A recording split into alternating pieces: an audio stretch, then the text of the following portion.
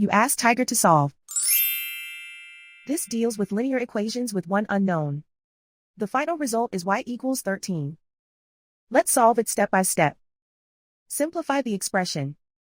Simplify the arithmetic. Expand the parentheses. Multiply the coefficients. Simplify the arithmetic.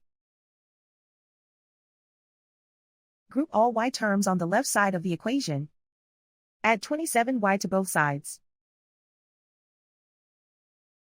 Group like terms. Simplify the arithmetic.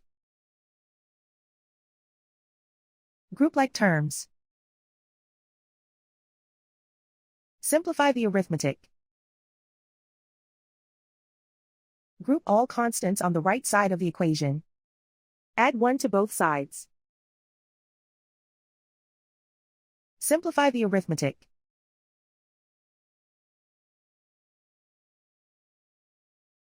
Isolate the y. Divide both sides by 7. Simplify the fraction. Find the greatest common factor of the numerator and denominator. Factor out and cancel the greatest common factor.